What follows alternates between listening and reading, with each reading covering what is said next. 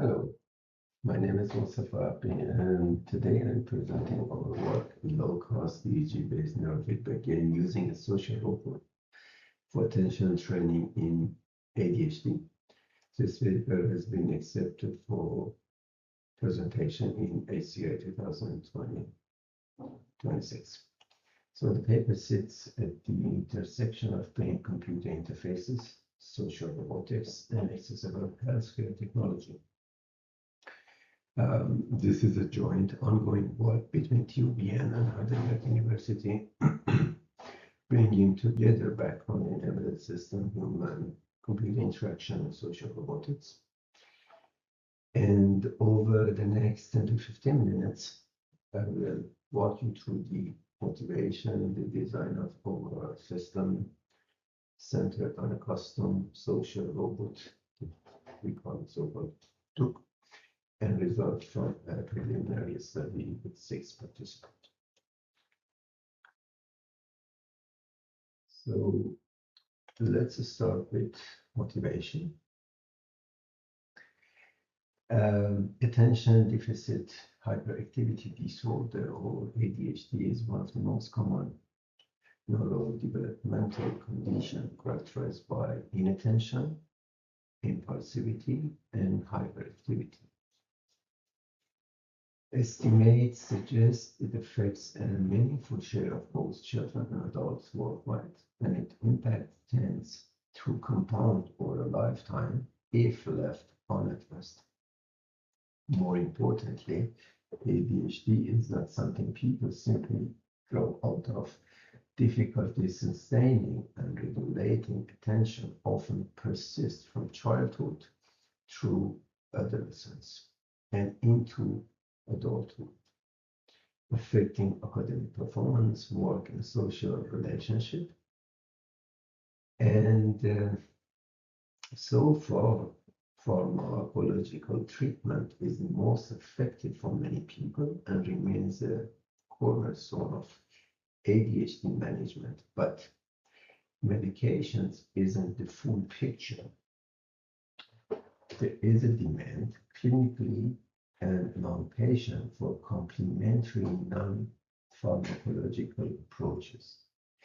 This means that we need tools that support attention regulation in a way that's objective, repeatable, and doesn't depend entirely on prescription. So this is what our contribution is going to address in this work. So a brief overview on the background, or the main question here is, so how do we measure attention objectively? This is where electroencephalography, or EEG, comes in, which is a non-invasive tool well suited here because of its high temporal resolution, tracking cognitive processes like attention as they unfold. The literature very well shows that frontal EEG activity, especially around the location called FP1, is consistently linked to attentional control. Increased beta band activity accompanies focused engagement. Alpha band power relates to attentional suppression, and elevated theta activity is tied to reduced attentional control. To this end, the theta to beta ratio has been widely reported as altered in individuals with attention deficits, including ADHD. So we have physiologically meaningful EEG-derived signal that correlate with attention. Neurofeedback closes the loop, feeding that activity back to the user in real time so they can learn through operant conditioning to modulate their own attentional state. Operant conditioning in this context simply means learning through consequence. When a behavior here here what you mean. The shift in attention reliably produces a rewarding response. The brain learns to reproduce that behavior more readily over time. So a few words also on problem statement and existing approaches. Here the problem is the most existing neurofeedback systems weren't designed for everyday use. They tend to be expensive, stationary. So to give a better picture, think a dedicated room with a clinical grade equipment and typically require an expert to set up and interpret. On top of that, feedback is usually screen-based, meaning that there are graphs, moving numbers, abstract visualization of brainwave powers, in which we need someone who already struggled, and for someone who already struggled with attention, that kind of interface can increase itself cognitive load rather than reducing it, since it competes for the very attentional resources you are trying to train. In practice, what is happening, this often means neurofeedback stays confined to research labs and specialized clinics rather than becoming part of someone's everyday routine. So cost, immobility, expert dependence, and screen-based abstraction, all this factor can limit how scalable the system are outside a clinic or a specialized lab. What is missing is feedback that is intuitive, interpretable at a glance, and suitable for short, frequent sessions in ordinary environment like home or classrooms. So to this end, then what is our contribution? Our response to this problem has two parts. First, we took a custom developed soft, expressive social robot that integrates EEG processing in real-time facial actuation directly on embedded hardware. No laptop or screen is required during the session. The robot itself is the interface. And second part is that, and it's more conceptually interesting contribution, we propose a discrete state-based neurofeedback paradigm. Rather than mapping attention to a continuous number of graphs, we map it to 5 distinct, interpretable, expressive states of robot face. The facial expression is something it's something that everyone already knows how to read intuitively. So, for example, you don't need training to understand a sleepy face versus a alert. That's the core design behind this work. So after introducing our approach, let me give you a brief system overview. So let's look at the system as a whole, a closed loop.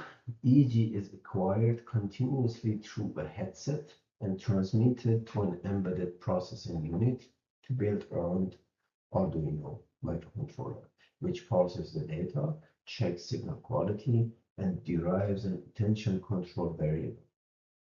The variable is translated into one of the TOOC's expressive states rendered through coordinated eye, eyelid, and head movement.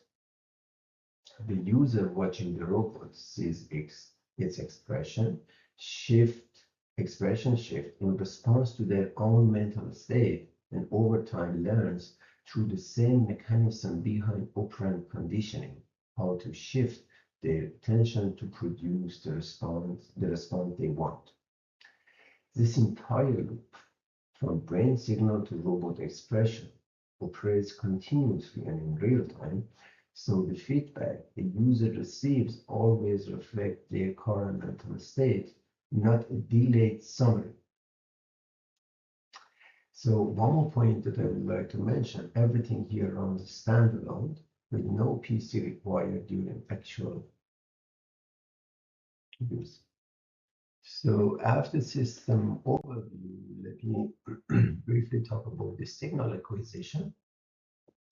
On the signal acquisition side, we use a consumer-grade single-channel EEG headset, the NeuroSky MindWave Mobile, recording from a single dry electrode at FP1 and reference at the earlobe.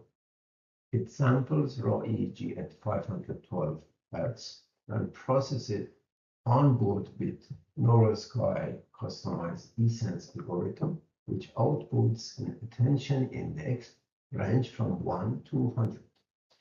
And this one is updated once per second. So for the range 40 to 60, represent a neutral baseline with higher value indicating stronger engagement.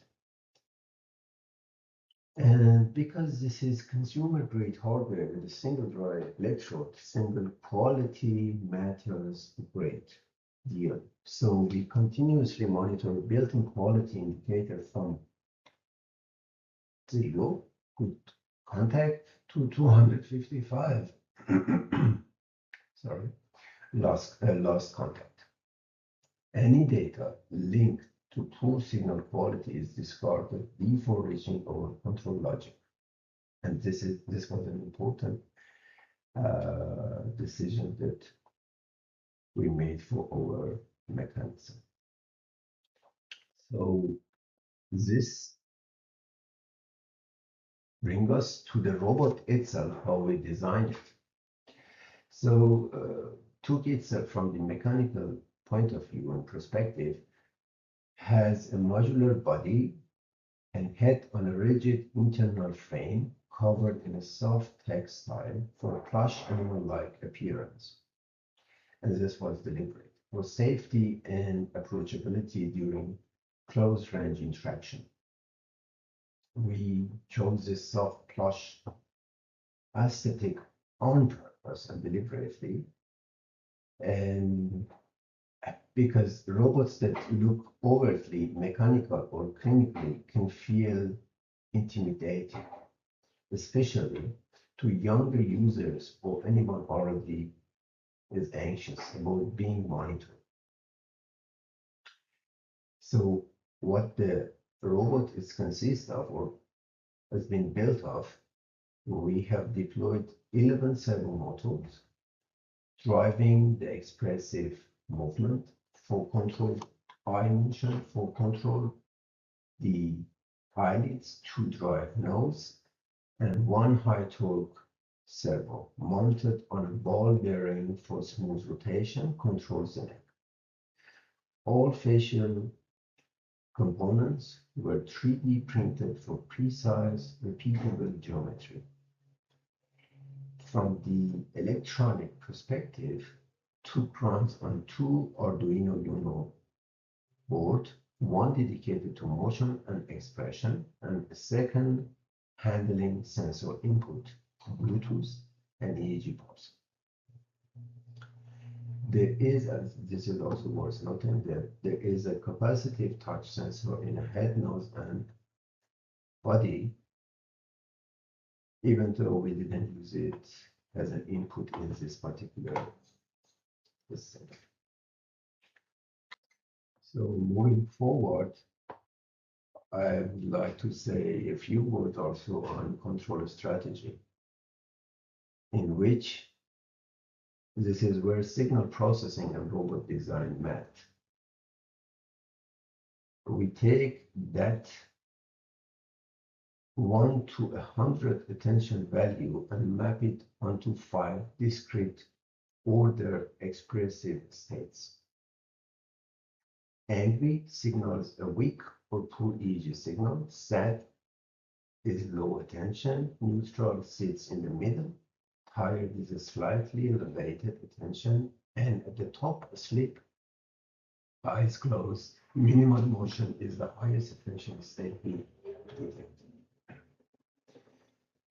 Here, the key decision is how we handle transition a fuzzy logic approach with overlapping membership function and critically hysteresis.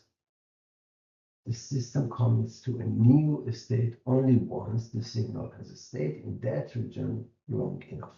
Without that, a noisy single channel signal would cause rapid, distracting flicker.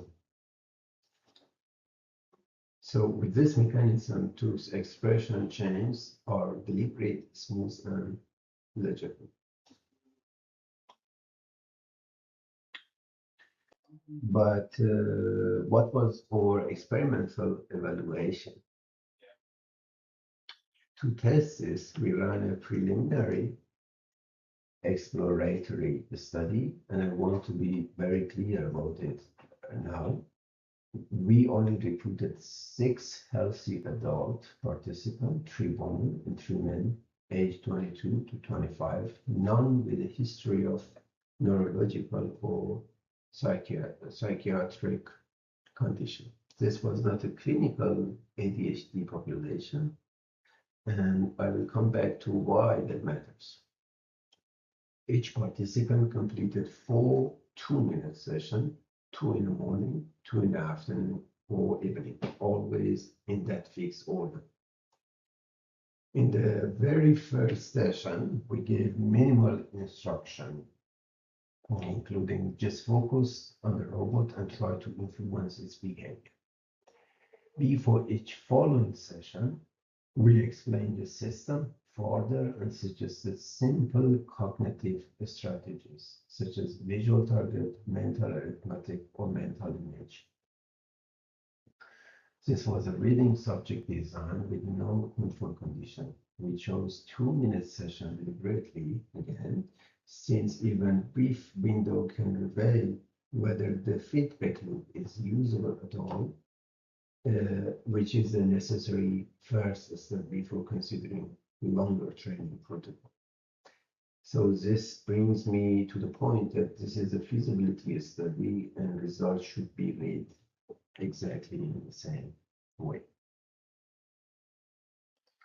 So with this small number of subjects and small scope, what was the result and how to read it.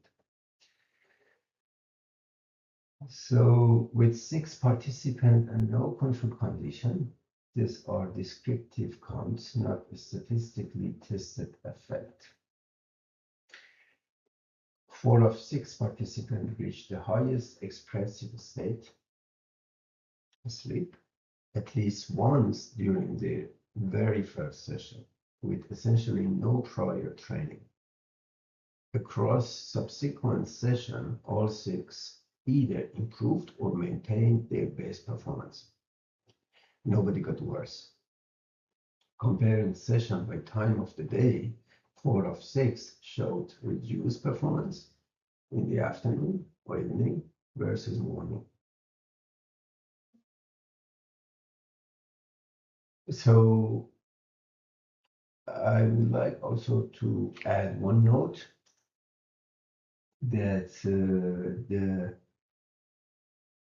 hysteresis logic prevented rapid oscillation between the states, and no participant reported a technical interruption, which was the key point for us as a feasibility study. So now how to interpret the result.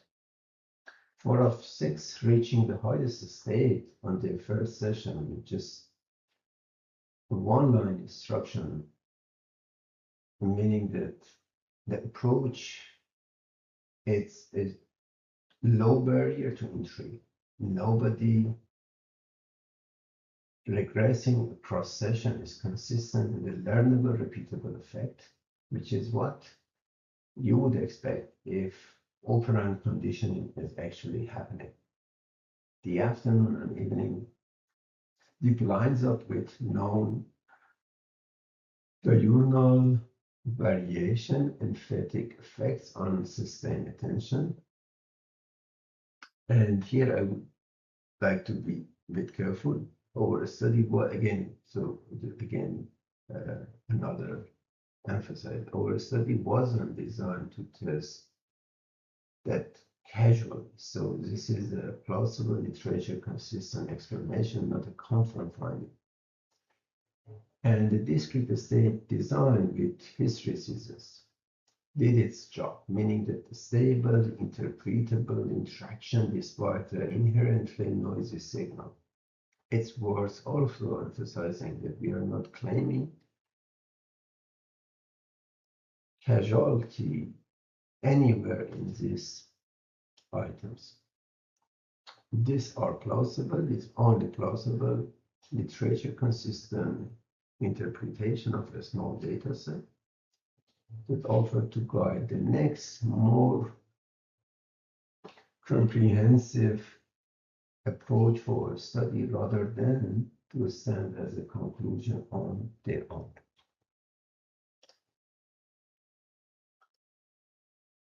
So let's balance it because I talked about some limitation, I talked about some strengths. So now if we want to balance it, I will start with the strengths. The system runs as a standalone closed loop and it doesn't need any laptop or a screen at runtime, and it's built from affordable off-the-shelf electronics and open microcontroller platform with 3D printed structural parts. All of these factors making it realistically reproducible. Embodied non-screen feedback should reduce sensory and cognitive load, though we didn't isolate that effect experimentally. But on the other side, we also had some limitation. For example, our sample was a small, only 6 people, all healthy adult, no clinical ADHD diagnosis. So here to add one more point is, since our 6 participant is far too small a sample to generalize to the broader population, let alone to individuals with ADHD specifically.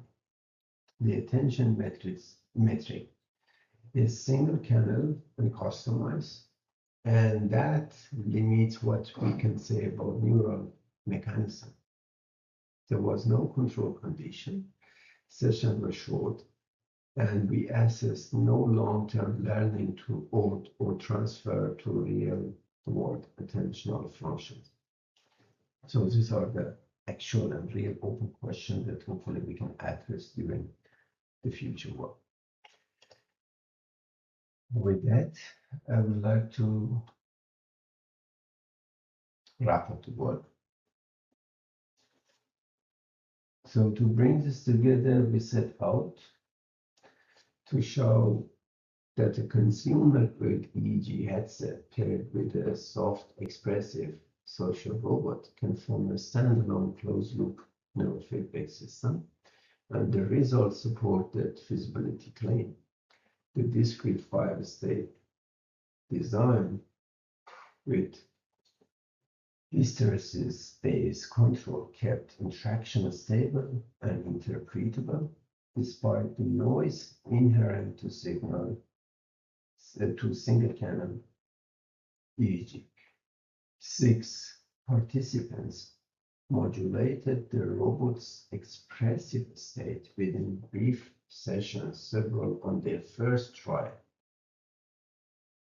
So here I will end on the same note that I opened the result with, and that was, this is evidence of feasibility, not therapeutic efficiency. So we did not test a clinical ADHD population and make no claim of the clinical benefit.